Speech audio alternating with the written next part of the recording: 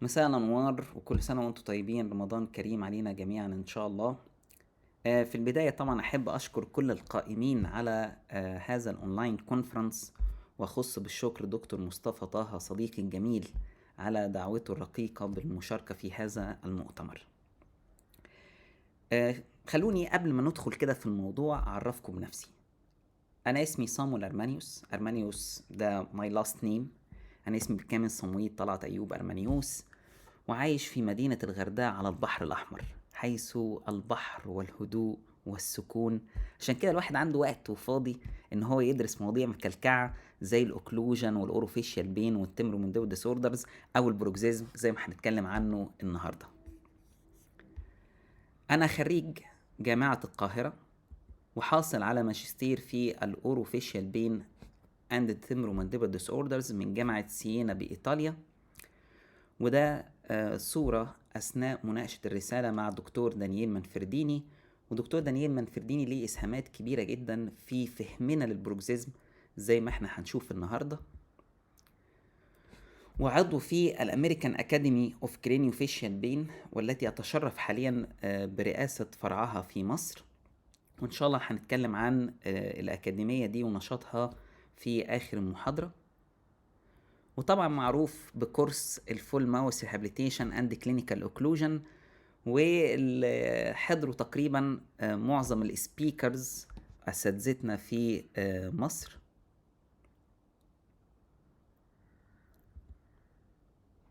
وتتلمست على ايدي الكثيرين الذين ليهم بالفضل، دكتور طبعا رضا عبد الفتاح، دكتور دانيال منفرديني، دكتورة دانيا تميمي، بريندن ستاك، ماريانو روكابادو، طبعا كل دول اساتذه كبار.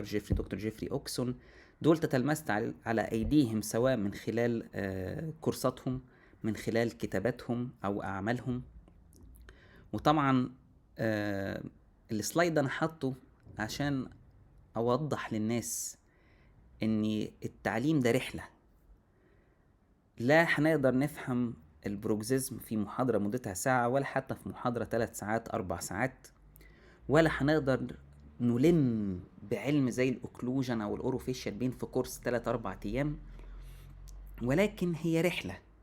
وظيفتي في هذه الرحلة ان انا بس اقول لك فين الطريق، واضع لك علامات على هذا الطريق علشان تمشي في الطريق ده من غير ما تتوه. وده اللي هنحاول نعمله في محاضرة النهاردة، او دايما بحاول اعمله في الكورسات. وخلونا بقى نبدأ موضوع محاضرتنا The Mystery of Bruxism. وخلوني في البداية كده نفكك العنوان. انتوا عارفين كيف في فلسفة التفكيك بتاعت جاك دريدا، فنفكك العنوان. يعني ايه ميستري؟ لماذا انا سميت المحاضرة The Mystery of Bruxism؟ يعني ايه ميستري؟ ميستري لو احنا حبينا نترجمها هنترجمها بكلمة سر او لغز. بس ميستري في الفلسفة مش معناها الحاجة اللي ما بتتفهمش، ولكن معناها الحاجة التي لا تنتهي من فهمها، اللي كل ما تظن انك انت فهمتها تكتشف انك انت لسه ما فهمتهاش وعايز تفهمها اكتر. عشان كده تلاقوا في كتب الفلسفة الغربية يقولك God is mystery، الله سر او الله لغز. مش بمعنى ان السر الالوهة لا يعرف، ولكن بمعنى انك انت كلما اقتربت من سر الالوهة وظنيت انك انت فهمت ربنا تكتشف انك انت لسه ما فهمتهوش وعايز تعرفه اكتر. كذلك ايضا البروكسيزم. البروكسيزم زي ما احنا هنشوف في محاضرة النهاردة، احنا كنا فاهمينه بشكل، وهنكتشف النهاردة ان هو موضوع مختلف تماما. دايما كان بالنسبة لنا المريض بيدخل بيجز على اسنانه بنروح عاملين له عضاضة، ونقعد نتخانق بقى العضاضة دي نعملها سوفت ولا هارد، النايت جارد نعمله ايه. دي الخناقات اللي بتبقى على الفيسبوك. لكن زي ما احنا هنشوف ان الموضوع اكبر من كده بكتير، وله تفاصيل كثيرة. فعشان كده في محاضرة البروكسيزم الرئيسية اللي بديها في الكورس دي بتبقى محاضرة تقارب ال3 ساعات أو ال4 ساعات. بنتكلم في 8 مواضيع: Introduction مقدمة عن البروكسيزم، Classification ايه هي أنواع البروكسيزم، Etiology يا ترى البروكسيزم ده بيحصل ليه، Clinical Consequences تبعات البروكسيزم، Dental Sleep Medicine how to diagnose مريض البروكسيزم، how to manage مريض البروكسيزم بشكل صح، واخيرا prosthetic considerations، يا ترى لو دخل لي مريض عنده بروكسيزم في العياده اعالجه ازاي صح، ايه نوع التركيبات اللي اعملها له، واعمل له تركيبات اصلا ولا لا. في محاضره اليوم عشان وقتنا محدود في المحاضره، احنا هنحاول نغطي اول 4 مواضيع فقط لا غير. وخلونا نبدا بالانترودكشن. واول حاجه في الانترودكشن التعريف. ما هو البروكسيزم؟ دكتور الاسنان عرف البروكسيزم انه بارا فانكشنال اورال هابت. يعني ايه بارا فانكشنال؟ نمسك كده التعريف ونفهمه. والاول نبدا يعني ايه فانكشن. قال لك والله الاسنان ما بتلمش بعض غير اثناء الوظيفه، سناننا ما بتجيش على بعض غير لما تيجي تعمل وظيفه، زي الماستيكيشن او السوالوينج. غير كده سناننا ما بتلمش بعض، دايما بيبقى في حاجه اسمها فري واي سبيس. طول ما احنا قاعدين مفروض سناننا ما بتلمش بعض، فقط بتلمس بعض لما بناكل او بنبلع. عشان كده هتلاقوا في بعض الكتب يقولك ان الانسان الطبيعي سنانه بتلمس بعض فقط من 20 ل 25 دقيقة في اليوم. طبعا الدراسات دي معمولة في الغرب، الناس هناك بتاكل قليل، لكن طبعا لو عملنا دراسات زي كده عندنا هنا في مصر هنلاقي ما شاء الله الناس بتاكل بالساعتين في اليوم. المهم، فبارا فانكشنال يعني انا لقيت ان الاسنان بقيت بتلمس بعض بس بره وقت الوظيفه بتاعتها. بقي الراجل بيقفل سنانه، لا هو بياكل ولا هو بيبلع. فده اسمه بارا فانكشنال اورال هابت. وبيقول لك ان ليه شكلين، شكل اسمه جرايندنج وشكل اسمه كلينشنج. ايه الفرق بين الجرايندنج والكلينشنج هنعرف كمان شويه. لكن دكاتره السليم ميديسن ما سكتوش، قال لك معلش، هو ايه علاقة دكتور السنان بالبروكسيزم؟ البروكسيزم ده ديسوردر بيحصل للواحد هو ونايم، فده عبارة عن موفمنت ديسوردر مرتبط بالنوم، فقال لك ده سليب ريليتد موفمنت ديسوردر. وفعلا ليه شكلين، جرايندنج وكلينشنج. ولكن هذا الديسوردر ملهوش دعوة بالسنان، it isn't dental condition. امال ايه يا دكاتره السليم ميديسن؟ قال لك لا، ده ميديكال كونديشن. اصل احنا لقينا ان الواحد قبل ما يجز على اسنانه بتحصل في جسمه حاجات غريبه. بيحصل ان ضربات قلبه بتزيد، الموجات في البرين بتزيد، الريسبيراتوري ريت بتزيد، وبعد كده في الاخر بيبدا يجز على اسنانه. فدكتور الأسنان سايب كل هذه الرحلة وبيعالج لي بس الجز على الأسنان، اللي هو عبارة عن جزء من حاجة أكبر جوه الجسم بتحصل بيسموها السليب أروزل. فدكتور الأسنان ماله وماله البروكسيزم؟ ده هو بيعالج البروكسيزم غلط. البروكسيزم is medical condition not dental condition. وبدأت الخناقة.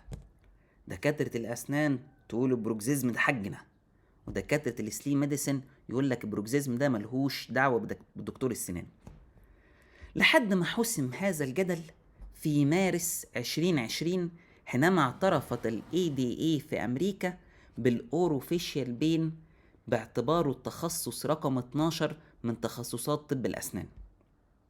فبقى من حق دكتور الأسنان إنه يدرس سليم ميديسن ويبدأ يعالج مريض البروكسيزم بشكل صحيح. الأوروفيشيال بين هو حقيقي التخصص اللي بيربط الميديسن بالدنتستري، هو التخصص اللي بيخلي دكتور الأسنان دكتور عارف يعني ايه ماسلز وعارف نيورولوجي، وهيدرس كمان سليم ميديسن ويشوف ايه الاضطرابات أثناء النوم، وازاي دكتور السنان بيبقى ليه دور في علاج وتشخيص هذه الديسوردرز اللي بتحصل للإنسان هو ونايم. فعشان كده خلاص ما بقيتش فيه بينا خناقة، وبينا خلاص بنقول لدكاترة الطب احنا معاكم، وتعالوا نشوف نضع تعريف جديد للبروكسيزم. ففي 2013 وتحت دعوة من دكتور فرانك لوبيزو لمجموعة من الاكسبيرتس الخبراء في الاوروفيشال بين، زي دكتور لافين، دكتور دانييل مانفرديني، بيتر سفينسون، ان هم يعملوا تعريف موحد متفق عليه للبروكسيزم. وفي 2018 نشروا بيبر تانية بعد اجتماع حصل في 2017 في سان فرانسيسكو. اجتمعوا كلهم برضو في فول داي ميتنج في سان فرانسيسكو عشان يضعوا التعريف النهائي للبروكسيزم. من 2018 يا دكاترة هذا هو التعريف اللي احنا ماشيين عليه في البروكسيزم. يا ترى ايه هو الاسليب بروكسيزم؟ ما هو تعريف البروكسيزم؟ قال لك البروكسيزم ده ماستيكاتري ماسل اكتيفيتي، ده عبارة عن ماسل اكتيفيتي، وليه شكلين اللي هو الجرايندنج والكلينشنج. ولكن هنا يصدمونا في التعريف، قال لك ده لا موفمنت ديسوردر زي ما دكاترة السليب ميديسن كان بيقولوا، ولا هو سليب ديسوردر. الله، امال هو ايه؟ قال لك ده ساين اوف ا ديسوردر وليس ديسوردر في نفسه. البروكسيزم هو عرض لمرض وليس مرضا في ذاته، وان دكتور الاسنان على مدار تاريخه بيعالج العرض وسايب المرض.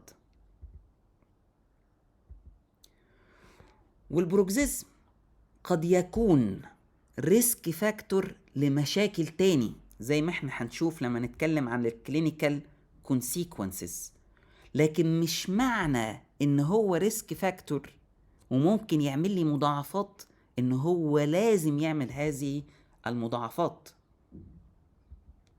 فعشان كده خلاصة الحديث، البروكسيزم ليس مرض وانما هو عرض لمرض، قد يكون ريسك فاكتور لبعض المشاكل اللي ممكن تحصل في الجسم زي ما احنا هنشوفها دلوقتي. وان هو، ودي اهم نقطة، ليس دينتال كونديشن. وطول ما هو مش دينتال كونديشن يا دكاترة فاكيد مش هيتعالج بتعديلة الاوكلوجن، لان في دكاترة كتير او مدرسة قديمة كان يقول لك مريض عنده بروكسيزم اظبط له الاوكلوجن بتاعه يبطل يجز على اسنانه. لكن طبعا دلوقتي بعد التعريف الجديد والدراسات اللي احنا شفناها عرفنا ان ده مش دينتال كونديشن، ده ميديكال كونديشن، وان تعديل الاوكلوجن ما بيعملش اي دور في علاج مريض البروكسيزم. وهنا نسأل سؤال، الله، طب هو البروكسيزم ده طول ما هو عرض لمرض مش هو المرض في نفسه، وممكن يضر وممكن ما يضرش، يعني هو ريسك فاكتور، طب هل معنى كده ان البروكسيزم دايما مؤذي ومضر، دايما هارمفول ولا لا؟ يطلع دكتور لافين في كندا ويقول لك الله، ده احنا لازم نميز ما بين نوعين من البروكسيزم، نورمو بروكسيزم، بروكسيزم ده مفيد للإنسان، وباثو بروكسيزم، بروكسيزم مؤذي ومضر. ايه ده؟ هو البروكسيزم ممكن يكون مفيد للإنسان؟ ممكن. ازاي؟ لو بروكسيزم ده كان سكندري تو اوبستراكتيف سليب ابنيا. ايه الاوبستراكتيف سليب ابنيا دي؟ واحد بيبقى عنده ناروينج في الاير واي بتاعه ضيق، فبيجي يحصل ان هو ونايم بيحصل اوبستراكشن كامل للاير واي، فالجسم ما بيعرفش ياخد اكسجين، ما يعرفش يتنفس، الاكسجين بيتوقف تماما، التنفس بيتوقف تماما لمدة تزيد عن 10 ثواني، دي بيسموها الابنياك ابيسود. فالواحد هو نايم تروح جاياله الابنياك ابيسود، يحصل اوبستراكشن، مش عارف ياخد نفسه، فالرئتين يلاقوا بقالهم 10 ثواني مش عارفين ياخدوا اكسجين، فالرئتين تبعت اشاره للمخ تقول له الحق يا مخ، الراجل ده بيموت ويفطس، شوف لنا حل. فالمخ يعمل ايه؟ يصدر امره للماندبل ان هو يحاول يفتح الاير واي، فيبدا الماندبل يتحرك قدام ورا في محاوله من الماندبل انه يوسع الاير واي والراجل ياخد نفسه. عشان كده بنلاقي الراجل ده قبل ما هو يحصل له بروكسيزم تلاقوا ضربات القلب بتزيد وموجات المخ بتزيد، وبعد كده بيحصل بروكسيزم. فده رد فعل الجسم تجاه الاوبستراكشن حاصل في الاير واي، تجاه الاختناق اللي جاي للراجل ده. فالبروكسيزم هنا هو ديفنسيف ميكانيزم، هو طريقة بيحمي بيها الجسم نفسه من الموت. قد يكون البروكسيزم وسيلة دفاع من الجسم تجاه الجيرد، ارتجاع المريء. ليه؟ احنا لقينا لما ابتدينا ندرس الناس اللي عندهم بروكسيزم هم ونايمين، نعمل لهم سليب ستادي، حاجة اسمها بوليسيمنوجرافي، لقينا الناس اللي بتجز على اسنانها دي الابيسودز بتاعت البروكسيزم دي 60% منها بتيجي يا اثناء يا بعد الارتجاع بتاع المريء.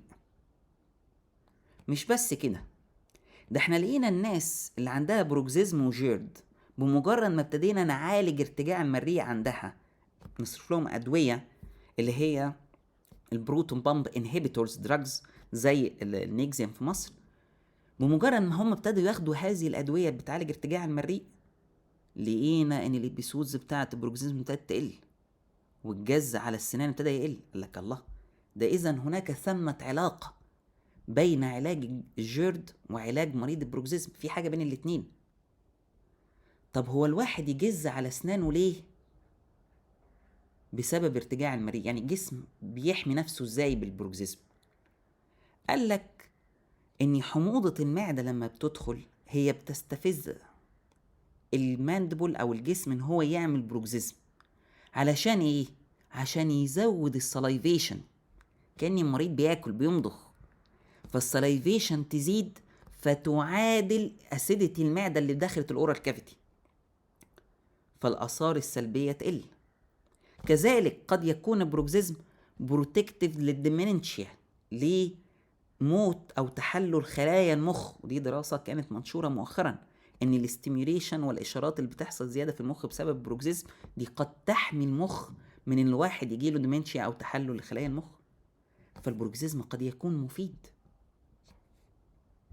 انا عارف جاي النهارده اغير لكم كل المفاهيم اللي عندكم فيما يرتبط بالبروكسيزم. فعشان كده البروكسيزم مش بيتعالج بعضاضه، مش بيتعالج بعضاضه. يعني انت تخيل كده معايا يا عزيزي الطبيب ان حضرتك مريض عنده جيرد، فانت رحت عملت له سبلنت. طب ما السبلنت ده هيشتغل از ريسيرفوار للاسيديتي بتاعه المعده اللي تقعد، فتلاقي اسيديتي المعده تدخل البق تلاقي فيه السبلنت تقعد جواه طول الليل. تاكل فين؟ تاكل في السنان، فيحصل اروجن اسرع. فعشان كده العلاج مش مجرد عضاضه، مش مجرد نايت جارد ونقعد نتخانق دي سوفت ولا هارد، الموضوع اكبر من كده بكتير. طيب ده الديفينيشن. طب هل البروكسيزم ده البريفالنس بقى بيحصل قد ايه؟ يعني هل الناس كتير بتجز على اسنانها؟ فاحصائيه كانت معموله سنه 2024 بيقول لك تقريبا ان 25% من الناس بيبقى عندهم بروكسيزم. انا احب اقول لكم من واقع تجربتي الذاتيه في العياده ان 50% من المرضى اللي بيجوا لك العياده عندهم بروكسيزم. طب ما تعالجهم، اعرف ازاي تشخصهم وازاي تعالجهم بشكل صحيح. ليه تخسر 50% من شغلك؟ طيب خلاص، ادينا عرفنا الديفينيشن وعرفنا ان 50% من الناس بيجي لهم بروكسيزم. ايه بقى انواع البروكسيزم ده بقى؟ قال لك والله البروكسيزم ده في منه نوعين. في اويك بروكسيزم، ناس بتجز على اسنانها هي وصاحيه، وطبعا دي بتبقى ناس واعيه ان هي بتجز على اسنانها. وفي سليب بروكسيزم، وده الاخطر، ان الراجل بيبقى مش واعي او الست مش واعيه ان هي بتجز على اسنانها. قال لك السليب بروكسيزم ده منه نوعين، برايمري وسكندري تو حاجه تاني. برايمري ده ايديوباثيك، احنا مش عارفين الناس دي بتجز على اسنانها ليه، مش قادرين نجيب لها سبب. لكن السكندري تو دي الناس بتجز على اسنانها علشان حاجه تاني. سكندري تو حاجه تاني. سكندري تو ايه؟ تو ميديكيشن، بعض الادويه بتسبب البروكسيزم. زي ايه؟ زي الانتي ديبريسنت دراج، الادويه المضاده للاكتئاب، وبالاخص من عائله الاس اس ار اي سيلكتيف سيروتونين ري ابتيك انهبيتورز زي البروزاك في مصر. احنا لقينا ان الناس دي بعد ما تبدا تاخد العلاج الانتي ديبريسنت دراج بعد الادمنستريشن من 3 ل 4 ويكس يبدا يجزوا على اسنانهم، يجي لهم بروكزيزم. وبمجرد ما يوقفوا الدواء باسبوعين 3 تلاقوا البروكزيزم اعراضه راحت. فتخيل لو دخلك مريض عنده بروكزيزم سكندري تو ميديكيشن لدواء، رحت انت بقى عملت له سبلنت وحقنت له بوتوكس وعملت له كل الكلام ده، هيخف؟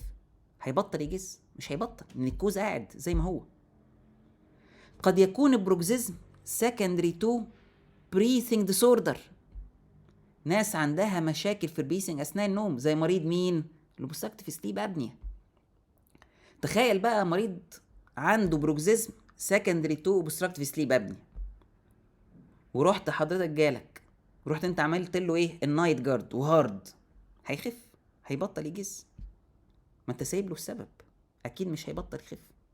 ده غير ان في دراسات بتقول ان لما حضرتك بتعمل نايت جارد هارد ترفع بيه البايت في الماكسيلاري تحديدا، كمان الدراسات بتقول كده، ده بيخلي الماندبل يروتيت لورا، فتعمل ناروينج اكتر للاير واي سبيس، يعني بتزود له المشكله مش بتعالجها له، بتزود له البروكزيزم. عشان كده لازم تعرف البروكزيزم اللي جاي لك عنده المريض ده عنده ليه. انت دكتور عشان حضرتك بتشخص، مش عشان بتعمل سبلنت وتاخد مقاس. قد يكون البروكزيزم سكندري تو موفمنت ديسوردر، زي الناس اللي عندهم باركنسونيزم، الناس اللي عندهم ريسلس ليك سندروم. تلاقي واحد لما هو قاعد كده تلاقيه راح محرك رجله بيرفس، او هو نايم تلاقيه كل شويه كده ايه يحرك رجله ويرفس. ده ريسلس ليك سندروم. دي بتبقى غالبا بسبب الدوبامين امبالانس يعني، وبتيجي احيانا للست الحامل خصوصا. فلو واحد عنده موفمنت ديسوردر حضرتك رايح بقى يقول لك بروكزيزم، البروكزيزم ده سكندري لهذا الموفمنت ديسوردر، تعالج الموفمنت ديسوردر الاول. دي دراسه اهو بتكلم عن دور الانتي ديبريسنت دراج انها ممكن تكون سبب لمريض البروكزيزم. هنا بريثنج سليب ريليتد بريثنج ديسوردر زي مريض اهو 50% من مرضى الابر اير واي ريزيستنس سندروم و30% من مرضى الابنيا هايبوبنيا سندروم عندهم بروكزيزم. فانت محتاج تعالج ليه المرض. دي دراسة طبعا بتتكلم على البروكزيزم وعلاقته بالجيرد، فانت محتاج تعالج الجيرد. البروكزيزم له شكلان يا دكاترة، اما ان يكون جرايندنج اما ان يكون كلينشنج. طب ايه الفرق بين الجرايندنج والكلينشنج دول؟ جرايندنج ده واحد هو نايم بيطحن سنانه يمين وشمال، وعشان كده بيبقى عنده صوت، يعني اللي نايم جنبه سامع صوت ايه؟ جز السنان دي، الطحن اللي هو شغال يطحنه.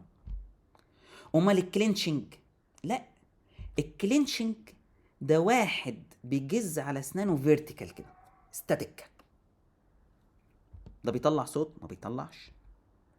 طب مريض الجرايندنج ده هيبقى عنده ايه؟ يعني ايه العلامه المميزه هتبقى عنده؟ شغال يطحن في اسنانه وهو نايم، اتريشن، هيبقى عنده اتريشن. امال المريض بقى الكلينشنج هيبقى عنده ايه؟ هيبقى عنده بايلاترال نون كيرس كلاس 5 كافيتيز، هم بيسموها الافراكشن. فيدخل لك مريض زي الصور اللي هي موجوده قدامكم كده، يقول لك يا دكتور انا عندي هنا كافيتيز كلاس 5 يمين وشمال وعايز اعمل لهم كومبوزيت. فانت تروح عامل ايه بقى؟ تشغل مهرجان مليونير خلاص بقى، ما انا ايه ده، انا عندي 20 سنه ولا 12 سنه هنعملهم في جلسه واحده كلاس 5، وكلاس 5 ده بره الاوكلوجن اصلا، فاللي هو مفيش اي خطر يعني.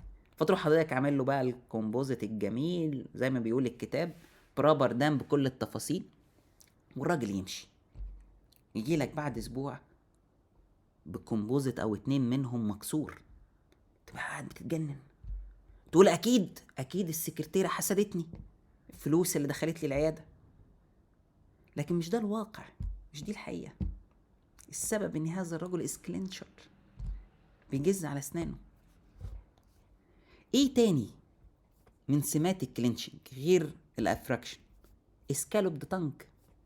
الراجل ده بيبقى جازز على اسنانه كده ستاتيك، واللسان بوش ناحية الاسنان، فتلاقي لسانه واخد ايه؟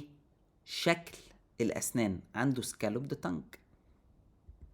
ايه كمان؟ ممكن تلاقي عنده بونيكسيستوزيس، لان البون هنا اتكون كرد فعل تجاه الفورسز اللي واقع عليه بزياده، بونيكسيستوزيس. على فكره الحاله دي، ده مريض جالي في العياده، كانت ايه السبب بتاعه او بيقول ايه شكوته؟ ان حصل فليرنج في الانتيريور تيس، السنان وسعت عن بعض في الانتيريورز. طب ايه اللي خلى السنان وسعت عن بعض في الانتيريورز وكون سبيسنج والفليرنج ده؟ ما كانش موجود زمان عنده، عشان الراجل ده اسكلينشر، اللسان بيبش الاسنان، فحصل فليرنج في الانتيريور تيث. طب انا اعالجه ازاي ده؟ اعالجه ان انا اعالج الكلينشنج. ايه كمان؟ يحصل ريدجنج في اللينيا قلبه، يحصل لها هايبر كريتوزيس. ليه؟ لان الواحد ده لما يجز على اسنانه واللسان من جوه بوش، وبيحصل صك للخدود، فيحصل ريدجنج لللينيا قلبه. يبقى مين في ال3 بيشنتس اللي قدامكم دول از بروكسيزر؟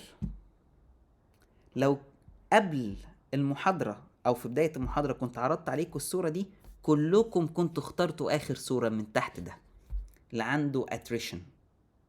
لكن ماذا عن اول 2؟ هل دول عندهم بروكسيزم؟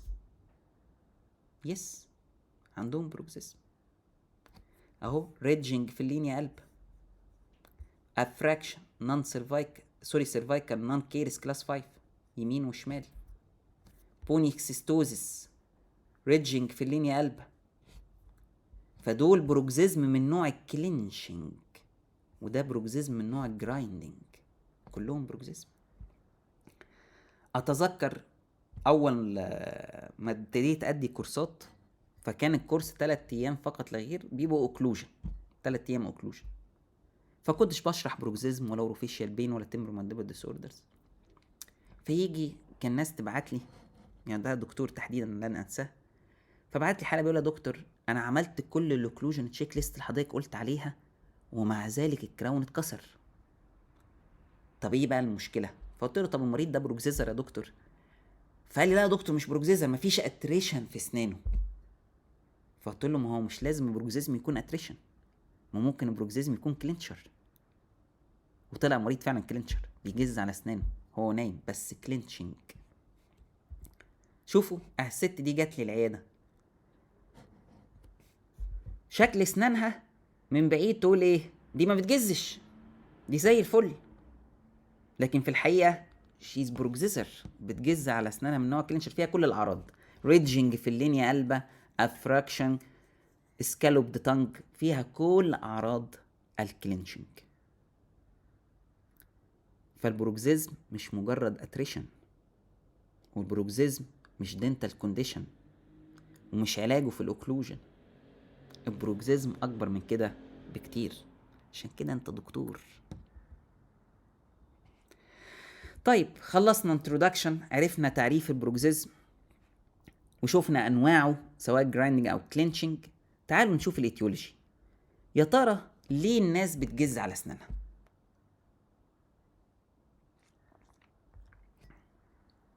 اول نظريه طبعا هي نظريه مين؟ دكاتره السنان. قال لك يا فندم الواحد بيجز على اسنانه بسبب الاوكلوجن، بيبقى فيه اوكلوزال انترفيرنس. زي ايه؟ زي مثلا وجود حاجه اسمها الانيشال بوينت اوف كونتاكت او البريماتيور كونتاكت. فبيحصل ان المريض عنده البريماتيور كونتاكت او الانيشال بوينت اوف كونتاكت دي مضايقاه، فعايز يعمل ايه؟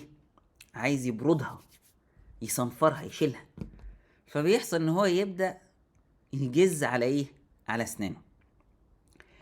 مع الوقت رغم ان السنان بتتبرد ويحصل لها اتريشن وهذه الانترفيرنس راحت، الا ان دي مع الوقت صارت عنده عاده، او زي ما بنتكلم عنها في كتب الطب بيت عنده حاجه اسمها انجرام.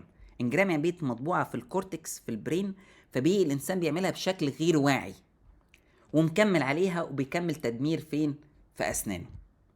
فنظريه دكاتره الاسنان بيقول لك والله الناس بتجز على اسنانها بسبب وجود اوكلوزال انترفيرنس، مشاكل في الاوكلوجن. طلعت نظريه تانية قال لك لا والله الموضوع ملوش دعوه بالاوكلوجن اصلا. امال ايه؟ دي حاجه مرتبطه بالسايكو سوشيال لايف بتاعت المريض. ازاي؟ قال لك المريض اللي عنده ستريس عالي في حياته بيجي ينفس عن هذا الاستريس هو ونايم في صوره البروكسيزم. المريض اللي عنده ديبريشن، الانكزياكس بيرسوناليتي، لقينا ان في بعض البريدisposing فاكتورز. يعني ازاي؟ قال لك الراجل او الست اللي بتعمل سموكينج او بتشرب الكحولز كتير او كافيين كتير، دول عندهم معرضين ان هم يجز على اسنانهم اكتر. عشان كده لما نيجي نعمل في المانجمنت لمريض البروكسيزم، انا هديله بعض الموتاليتيز ان هو يبقى ستريس فري، يقلل الاستريس بتاعه، يقلل السموكينج، يقلل الالكحول والكافيين انتيك. كل الحاجات دي من ضمن المانجمنت بروتوكول. عشان كده احنا علاج البروكسيزم يا دكاتره مش عباره عن حاجه، هو عباره عن بروتوكول كامل احنا بنستخدمه في العلاج. تالت نظريه بقى، وهي نظريه بقى السليم ميديسن. دكاتره بقى السليم ميديسن قال لك لا والله الناس بتجز على اسنانها مش بسبب وجود اوكلوزال انترفيرنس ولا بسبب ستريس او سايكولوجيكال او سوشيال ايشوز، ولكن بسبب البرين. ازاي بسبب البرين؟ قال لك اصل البروكسيزم ده جزء من حاجه اكبر بتحصل جوه الجسم. اللي بيحصل ان الراجل او الست المريض الرئتين عنده بيتوقفوا عن التنفس، مفيش اكسجين داخل لهم، فبيبعتوا اشاره للمخ يقولوا له يا مخ الحق احنا بنموت. فالمخ يعمل ايه؟ تزيد البرين ويفز، اشارات المخ، والهارت ريت والريسبيراتوري ريت، وبعد كده الواحد يجز.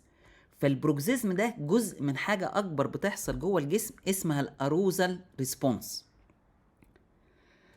طيب تعتقدوا كده يا دكاتره اي نظريه من الثلاث نظريات دي دعمها البحث العلمي او عليها ايفيدنس؟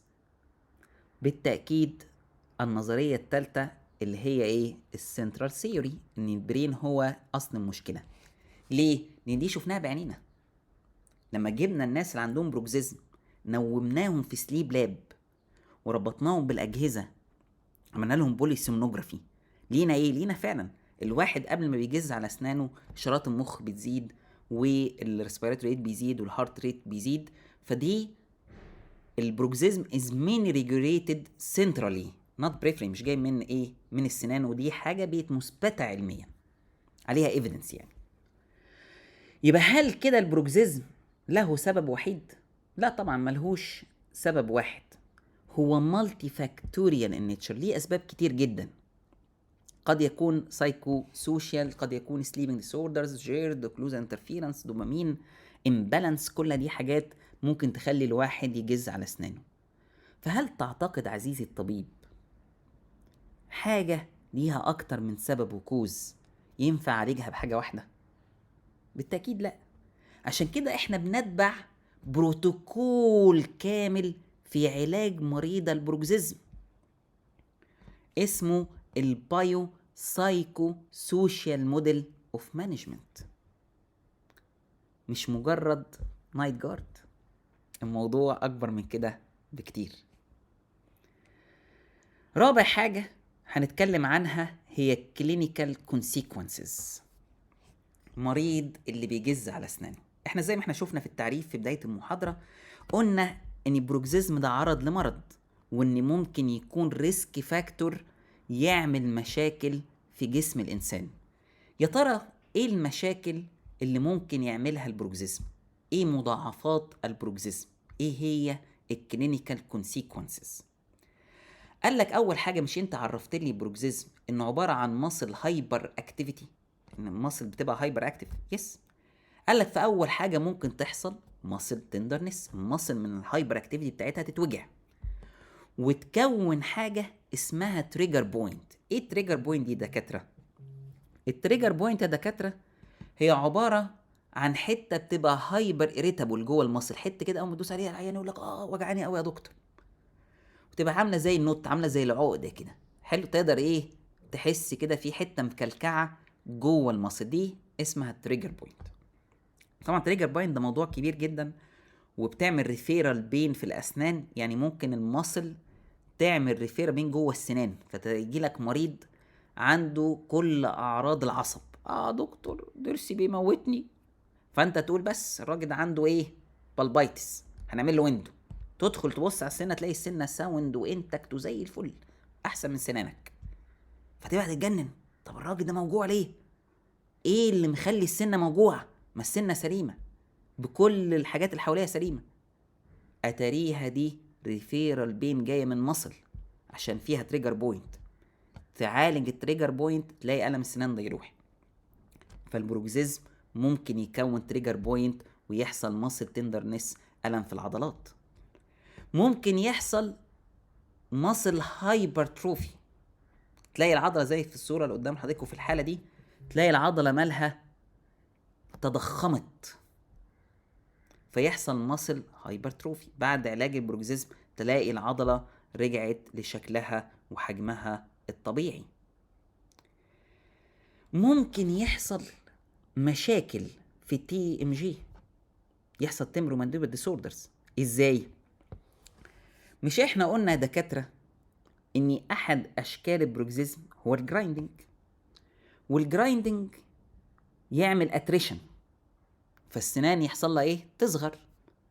فالاسنان لما تصغر ممكن تؤدي الى لوس في الفيديو، يحصل لوس في الفيديو. لما يحصل لوس في الفيديو يا دكاتره يحصل ايه؟ يحصل ان الماندبل روتيت انتيريورلي. عشان كده دايما المريض اللي عنده لوس في الفيديو وعنده اتريشن تلاقيه سودو كلاس 3، بمجرد ما حضرتك ترفع له البايت ترجعه على طول كلاس 1. ودي اسهل حاله في حالات رفع البايت ان انت بتحول طبعا المريض بتاع سودو كلاس 3 لكلاس 1 بمجرد ما انت ترفع له بايت، اللي هو بيسموها تيرنال كلاس 1 يعني. مهم، مش موضوعنا. فبيقول لك حصل اتريشن، الاتريشن ده هيعمل لوس في الفيديو، الماندبل هيروتيت انتيريورلي يبقى سودو كلاس 3. طب الكوندايل كده هيحصل لها ايه؟ هترجع لورا. يقول لك مع الوقت ممكن الكوندايل بسبب ان هي راجعه لورا تضغط على حاجه اسمها الريترو ديسكال تيشوز، تعمل فيها انفلاميشن، فنسميها ريترو ديسكايتس، فالمريض يحس بألم في مفصل الفك. مع الوقت علشان الكوندايل اللي ورا الديسك يحصل له ديسبليسمنت انتيريورلي، فيحصل للمريض anterior disc displacement with reduction في البداية، يبقى عنده كليكنج طقطقة، بعد كده يفقد هذه الطقطقة ويتحول إلى without reduction. فممكن هذه أو البروكزيزم، ممكن البروكزيزم يعمل لنا مشاكل في الجوينت. طبيعي كمان عمل لنا مشاكل في المصل وعمل لنا مشاكل في الجوينت، ممكن احتمال ان ده يحصل، يعني مش لازم زي ما احنا قلنا في بداية المحاضرة. ممكن يعمل صداع، تلاقي المريض يقول لك انا بصحى من النوم مصدع. طب ليه بتصحى من النوم مصدع؟ هل يوجد اساس علمي؟ يس يوجد. عندنا طبعا نظريه شهيره جدا اسمها كورتيكال سبريدنج ديبريشن، بيقول لك ان لما بيحصل تريجرز، حاجه بتستيميوليت الترايجيمينو فاسكولار ريفلكس، فتبدا تحصل ويف اوف هايبر اكتيفيتي followed by wave of inhibition، تعمل ايه؟ المايجرين او الهيدك. طب انت قلت لي ايه؟ الترايجيمينال. الله، مش الترايجيمينال ده بتاعنا دكاتره الاسنان؟ يس، الترايجيمينال ده بتاعنا احنا دكاتره الاسنان. فلما يحصل اكتيفيشن للترايجيمينال يحصل له disturbance في الاشارات العصبيه بتاعته، تعمل هيدك ومايجرين. وده نفس السبب لما بيجي لك مريض عنده حشو عصب بيبقى متصدع، لان في كونكشن ما بين الاتنين. فاللي بيحصل اهو الترايجيمينال نيرف يحصل له اكتيفيشن، يروح قاعد اشاره للثالاموس، تروح للكورتكس، تحصل الويف اوف هايبر اكتيفيتي فولود باي ويف اوف انهبيشن، فيبدا المريض يشعر بايه؟ يشعر بالصداع، فيقول لك بصحى من النوم متصدع. ممكن ايه كمان؟ ممكن المريض يصحى من النوم رقبته وجعاه، يقول لك انا دايما رقبتي وجعاني. ممكن رقبته تبقى وجعاه بسبب ان عنده بروكسيزم. طب ازاي الكلام ده؟ احنا عندنا الترايجيمينال نيرف يا دكاتره هو عباره عن 3 برانشز زي ما انتوا عارفين، الاوفسالميك والماكسيلاري والمانديبولار. ال3 برانشز دول بيتجمعوا في حاجه اسمها ترايجيمينال جانجليون. الترايجيمينال جانجليون دي يا دكاتره عباره عن 3 سب نيوكلاس، حاجه اسمها سب نيوكلاس اوراليس، سب نيوكلاس انتربولاريس، وسب نيوكلاس كوداليس. ال3 سب نيوكلاس دول على بعض قاعدين فين بقى؟ جوه البرين، قاعدين جوه البرين ستيم في حته اسمها المضله. السب نيوكلاس كوداليس في الحته دي هنا اهو، يعني قريبه جدا من السباينال كورد. فلما يحصل اكتيفيشن او مشكله في السب نيوكلاس كوداليس تبدا تسمع في السباينال كورد تحتها، وتحديدا عند السي 1 والسي 2 الاطلس والاكسس. عشان كده احنا عندنا حاجه اسمها ترايجيمينو سيرفايكال كومبلكس. احنا عندنا الترايجيمينال نيرف مع الاوكسيبيتال نيرف مع السباينال كورد والسي 1 والسي 2 عاملين لنا كومبلكس، كلهم بيسمعوا في بعض، في كونفرجنس، في تقارب بينهم كلهم. فلما يحصل مشكله في الاسنان او في الجوينت تسمع في الرقبه، والعكس كذلك صحيح. لما تحصل مشكله في الرقبه ممكن تسمع في الاسنان او الجوينت. فالمريض اللي عنده بروكسيزم ممكن يكون عنده مشاكل في رقبته. ايه كمان من الكلينيكال كونسيكونسز؟ هايبركروميا تحت العين. المريض اللي عنده بروكسيزم ممكن تظهر عنده هالات سوداء تحت العين. طب ليه؟ ايه علاقتنا احنا بالهالات السوداء تحت العين؟ يعني بتحصل ليه؟ يعني حرام تلاقي البنت عندها بتصحى من النوم تلاقي عندها هالات سوداء تحت العين، ودايما السمه مميزه ان الهالات السوداء بتتكون بسبب بروكسيزم تقل بعد كده بعد ما بتصحى. يعني تصحى من النوم تلاقي فيه هالات سوداء، ولما كل ما تفوق اكتر كل ما الهالات السوداء دي تقل. فحرام تصحى تلاقي عندها هالات سوداء تروح تجيب كريمات او تروح تعمل ليزر، وفي ناس بتحقن فيلر، وحرام هي ضحيه بروكسيزم اصلا. تعالج البروكسيزم الهالات السوداء ايه؟ تروح تخف. او تلاقي واحد ولد ببروكسيزر فبيبقى عنده هالات سوداء واهله يبقوا فاكرين ان هو بيشرب مخدرات او حاجه او من السهر، ولكن هو ضحيه البروكسيزم. يعالج البروكسيزم الهالات السوداء اللي تحت عينيه يروح. فانت كدكتور اسنان ممكن تعالج الهالات السوداء تحت العين. طبعا هو حد يكتبها على اليافطه يعني او ينزلها في اعلان. طب ليه البروكسيزم بيعمل هالات سوداء تحت العين؟ لان احنا عندنا حاجه اسمها التريجويد بليكسس اوف فينز، تريجويد فينس بليكسس اللي هي قدامكم دي. فينها بقى موجوده التريجويد فينس بليكسس؟ قال لك موجوده between التو تريجويد ماسلز، اللاترال والميديال.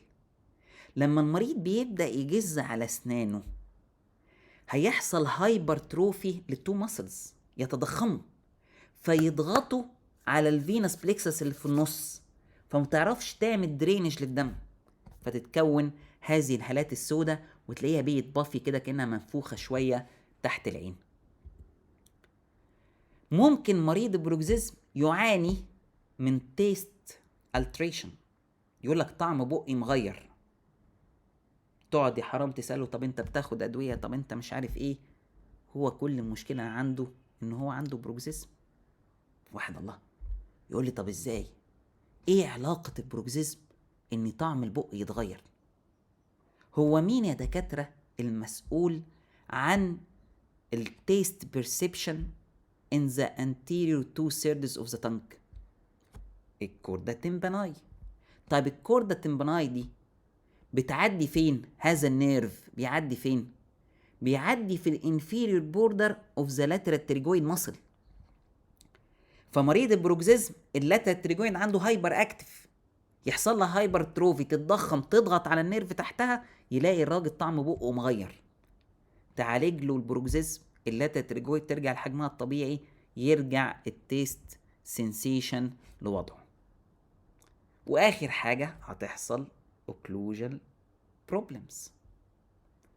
لو الراجل عنده جرايندنج هيحصل اتريشن، لو عنده كلينشنج هيحصل افراكشن اللي احنا اتكلمنا عنها.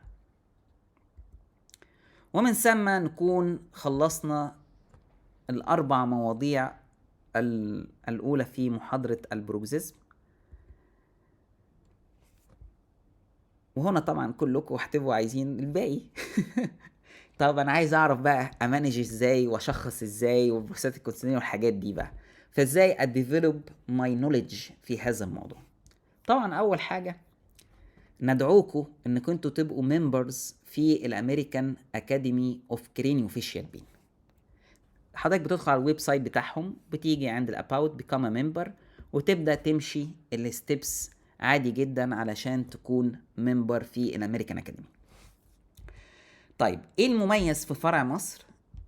لو حضرتك دخلت على الويب سايت وحبيت تبقى ممبر، فطبعا انت اما ان تكون امريكان سيتيزن او انترناشونال. لو امريكان بيبقى بفيز في حدود 400 وحاجه دولار، لو انترناشونال ممبر بتبقى بتدفع 335 دولار. فرع مصر بيقدم تقديرا طبعا لجهود دكتور رضا عبد الفتاح، يعني لان هو يعتبر من اباء المؤسسين في الامريكان اكاديمي اوف كرينيوفيشيال بين. فتقديرا لجهوده في سبيشال ديسكاونت لفرع مصر بيبقى الاشتراك ب 189 دولار بدلا من 335. حضرتك اول ما توصل لمرحله الدفع بتبعت لنا، بنبعت لحضرتك برومو كود عشان تقدر تستفيد بهذا الخصم. طيب بيت ممبر هستفيد ايه؟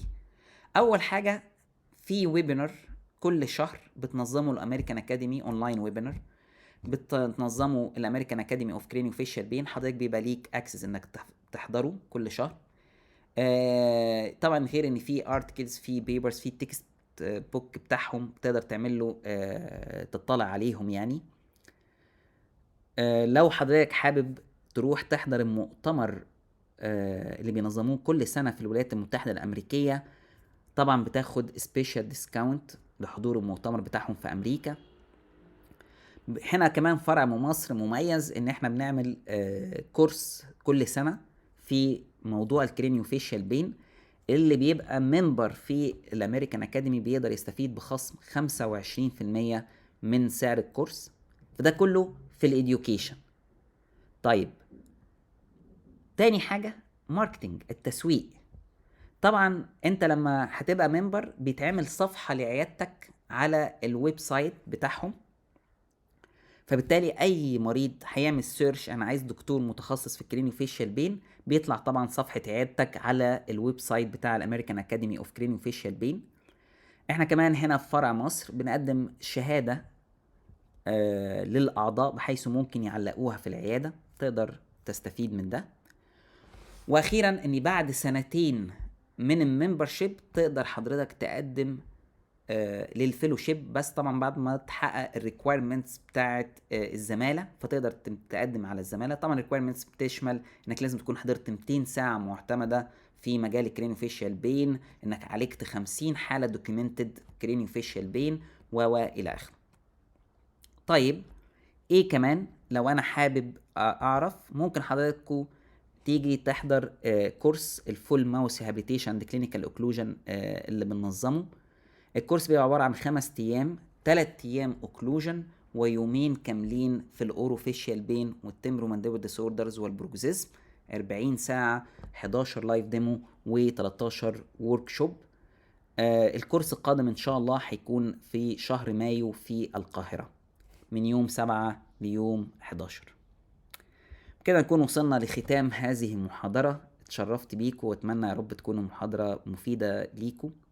طبعا يشرفني كلكم تكونوا متابعين وفولورز عندي على الفيسبوك. الفيسبوك بتاعي باسم صامويل ارمانيوس. الأكاديمية الخاصة بالأوروفيشيال بين وكرينيوفيشيال بين اللي بنعلن عليها الكورسات وكيفية الاشتراك في الأمريكان أكاديمي وإلى آخره، اسمها ايكون دنتال اكاديمي، وليها بيج على الفيسبوك. ده رقم الواتساب الخاص بايكون دنتال اكاديمي لاي حد عنده استفسار بكيفيه الاشتراك في الامريكان اكاديمي او تفاصيل الكورس. واخيرا دي القناه الخاصه بي على اليوتيوب، وعليهم بعض المحاضرات السابقه، وان شاء الله كمان المحاضره دي تكون موجوده على القناه هناك. اتمنى يا رب تكونوا استفدتوا، وشكرا ليكم على حسن استماعكم. نشوفكم على خير دايما يا رب.